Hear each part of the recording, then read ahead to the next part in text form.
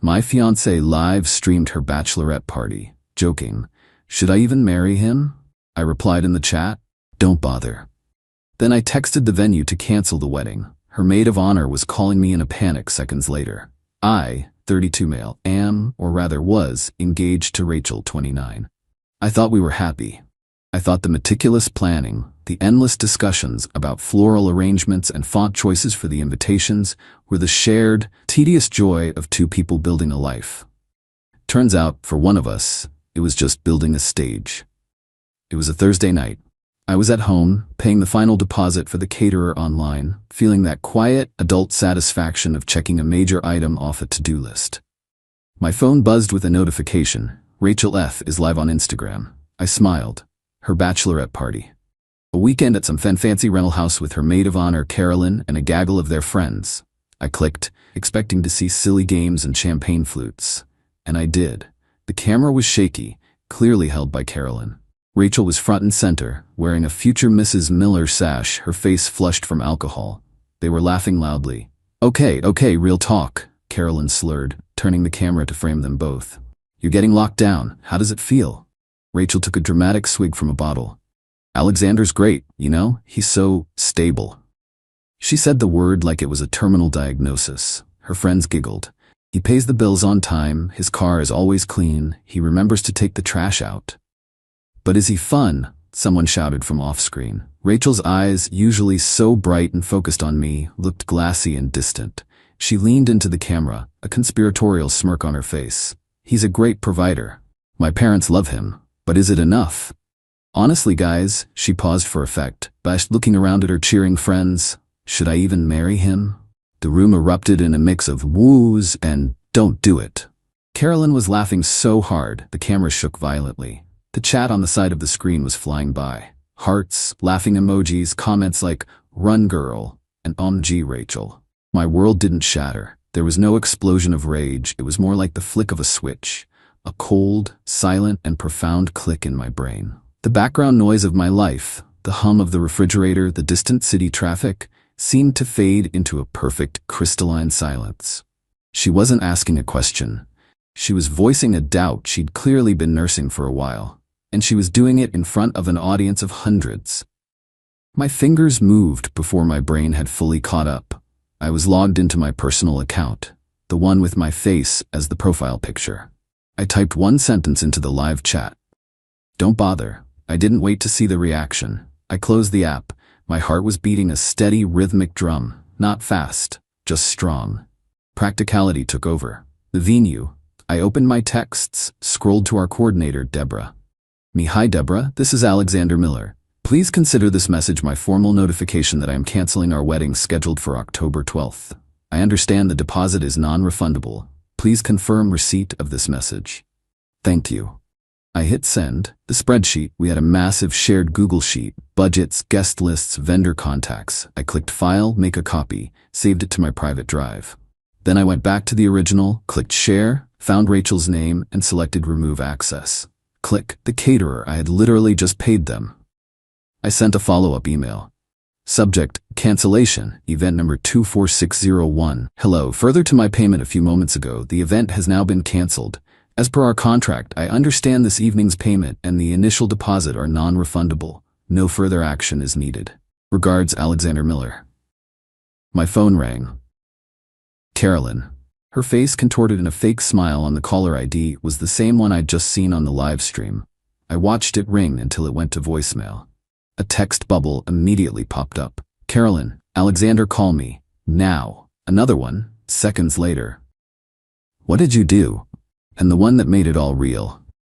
"The venue just emailed Rachel a cancellation confirmation.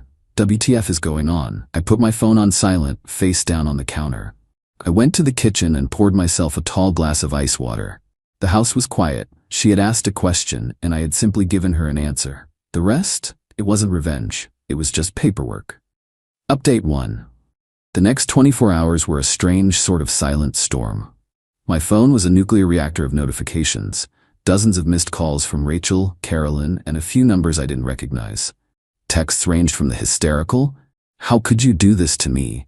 to the vaguely threatening, "You better answer your phone, Alexander." I didn't. I forwarded the venue cancellation email to Rachel's father, who had paid the initial deposit. The subject line was FYI, and the body was blank. I felt it was only right he be informed where his money went. Rachel got home late Friday afternoon. I heard her key in the lock, the sound of her suitcase wheels on the hardwood floor. I was sitting on the sofa reading a book. Alexander. I looked up. Her face was pale, her eyes red and puffy. The party sash was gone. "You have 5 minutes to explain yourself," she said, her voice trembling with a rage that felt completely unearned. "Explain what, Rachel?" I asked, placing my bookmark carefully. "You asked a question. I gave you an answer. I then acted on that answer." "It was a joke. I was drunk. It was my bachelorette party," she shrieked, the volume escalating with each excuse. "You don't just blow up our entire lives over a stupid joke. Was it a joke when you said I was stable, like it was a bad thing? Or when your friends were telling you to run? That all seemed pretty genuine to me. You were performing, Rachel, and you forgot your most important audience member was watching. You humiliated me," she cried. "You commented for everyone to see, then you called the venue. My phone blew up. Do you know how embarrassing that was?" "I imagine it was very embarrassing," I said calmly. "But you were the one live streaming to hundreds of people. The humiliation, as you call it, began when you held up our relationship for public ridicule. I just ended the show."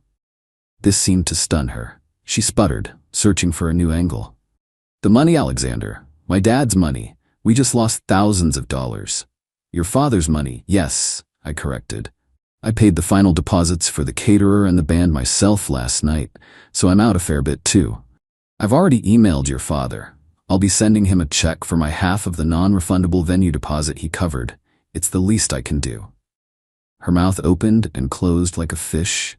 The idea that I would be financially responsible and decent seemed to completely short-circuit her argument. She was counting on me to be a monster so she could be the victim.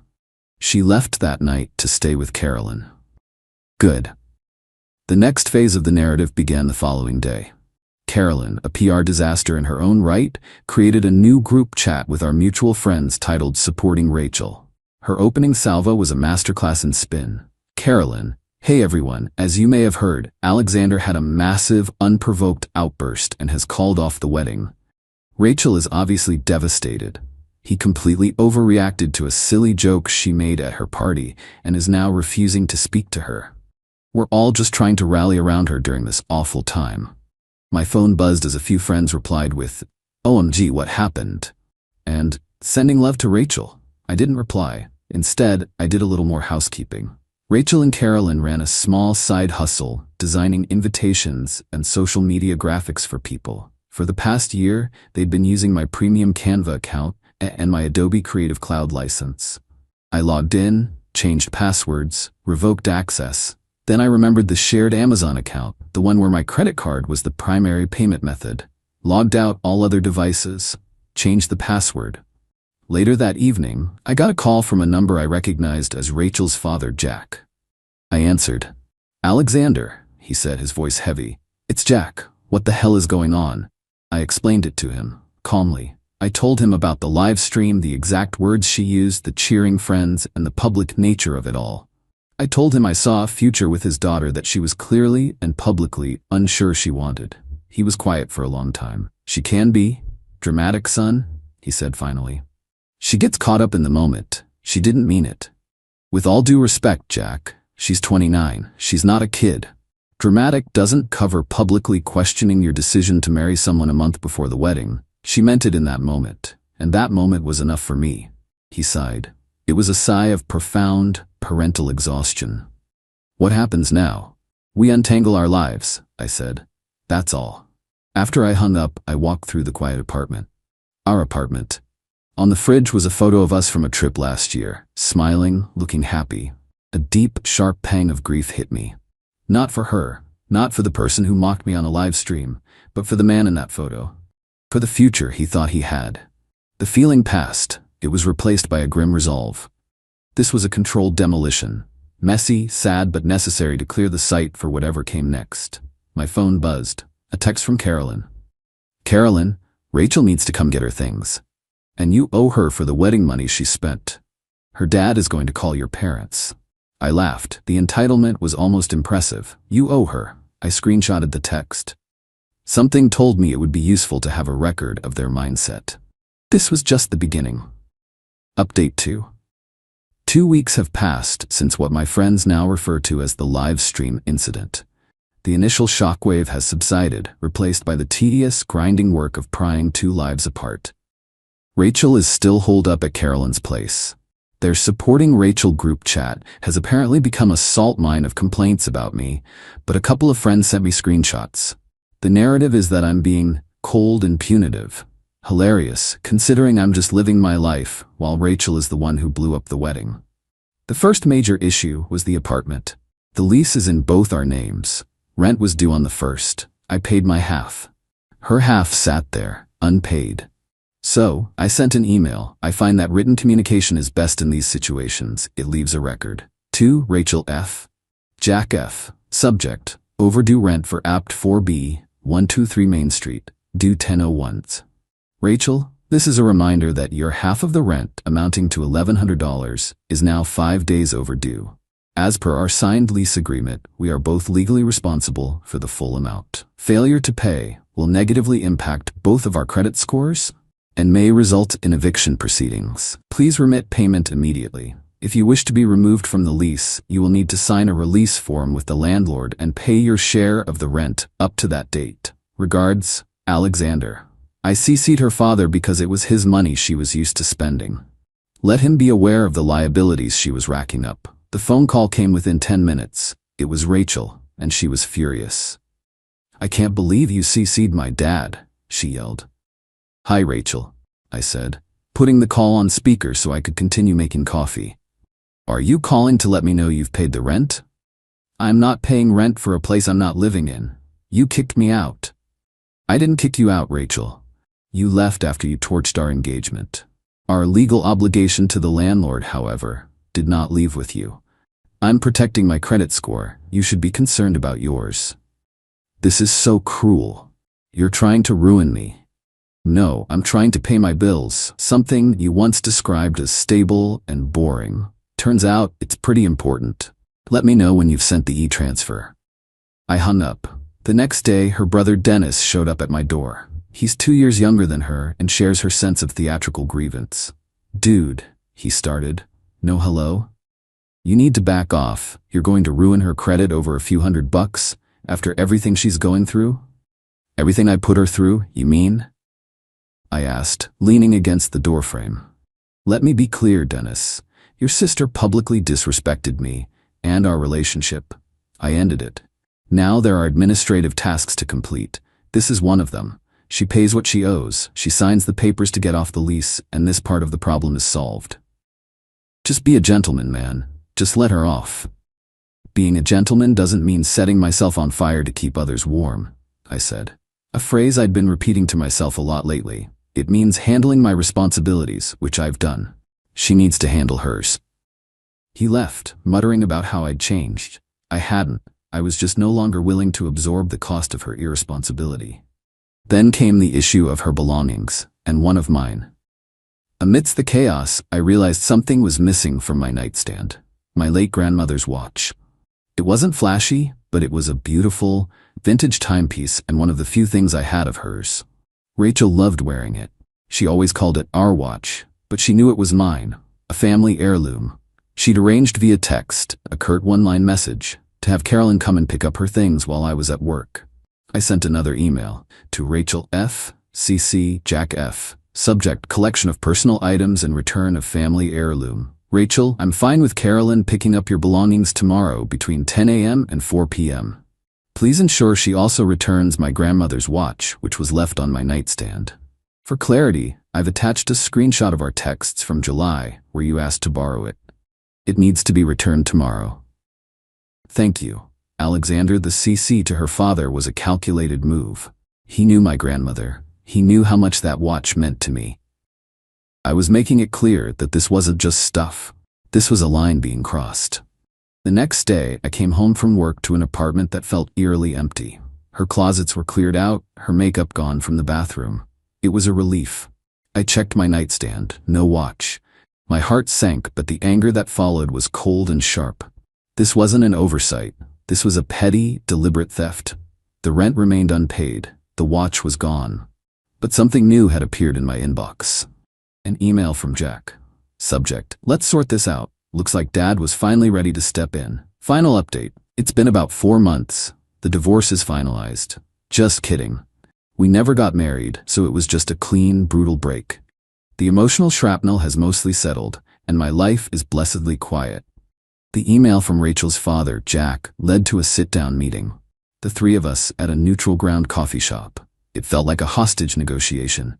Rachel was sullen, staring into her latte like it held the secrets to the universe. Jack just looked tired of his 29-year-old daughter's self-inflicted drama. He started by sliding a small velvet pouch across the table. It landed next to my hand. "Here," he said, his voice flat. "This is yours. This was never up for debate, Rachel, and it was beneath you to take it." Rachel flinched but didn't look up. I opened the pouch. My grandmother's watch. I felt a wave of relief so profound it almost buckled me. I slipped it into my pocket without a word. Point 1 to me. "Now, the rent," Jack continued, looking at a piece of paper. "I have sent you the $1,100 for last month's rent, Alexander. I've also spoken to your landlord and paid the fee to have Rachel's name removed from the lease. This is the last time, Rachel, the absolute last time I bail you out of a mess you made." She mumbled something that sounded like it was his fault too. I just took a sip of my coffee. Let her have her narrative. The facts were written on the check from her dad. Then came the final item on the agenda: the wedding costs. This was the part I knew she was waiting for. The part where she thought she could claim some kind of financial victimhood. "We need to sort out the rest of the wedding expenses," Jack said. "It's pretty simple," I replied, pulling out my own list. "You and Rachel paid for her dress and the invitations. I paid the non-refundable deposits for the band, the caterer, the photographer, and the full, non-refundable cost of our honeymoon to Italy. I also bought the engagement ring." Rachel finally spoke up, her voice laced with venom. "So you're going to pay me back for the dress, right? I can't return it." I almost laughed. "Absolutely not. You can sell it or burn it. I don't care. As for my losses, I'll be selling the engagement ring to recoup some of the cost of the honeymoon I'll no longer be taking." Her head snapped up, her eyes flashing. "You're going to sell the ring? After everything it was supposed to mean?" I leaned forward, keeping my voice low and even. "It was supposed to mean we were building a life together, Rachel. A life you publicly questioned for sport. When you asked that live stream if you should even bother marrying me, you rendered the ring's meaning null and void. It's not a symbol anymore. It's just a rock. A very pretty, very sellable rock." The finality in my voice seemed to hit her harder than anything else. There was nothing left to argue. The dream was dead, and I was liquidating the assets. And that was it. We left. I never spoke to her again. Here's the final fallout, as I've pieced it together from the odd text from a mutual friend and the general social grapevine. Rachel. She's still living with Carolyn, and by all accounts, the friendship is imploding under the strain. Carolyn signed up to be the fun-time maid of honor, not the full-time warden for a miserable, broke roommate. Rachel had to get a real 9-to-5 office job, which she apparently hates. She tells people I ruined her life. In a way, I guess I did. I ruined the life she thought she was entitled to, where her actions had no consequences. Carolyn, her reputation took a nosedive. The live stream, which was screen-recorded by dozens, made the rounds. She's no longer seen as the hilarious life of the party, but as the mean girl instigator who gleefully helped her best friend torpedo her own future. Karma's a funny thing. I sold the ring, got a decent price for it. I lost money, sure, but I gained peace, which is priceless. The apartment feels like mine now. It's clean, quiet, and stable. I'm embracing the boring life Rachel so despised. It's been incredibly peaceful. I blocked her, Carolyn, and her brother on everything. Last week I booked a flight, a solo trip, to Italy. I'm going on that honeymoon by myself. It's not the trip I planned, but it feels right. It feels like a beginning. The best part? The utter lack of remorse from her side. She'll go to her grave believing she was the victim of my overreaction. That certainty is my validation. She wanted a show, and she got one. It just had a surprise ending where the leading lady gets written out in the first act. And the leading man? He's doing just fine.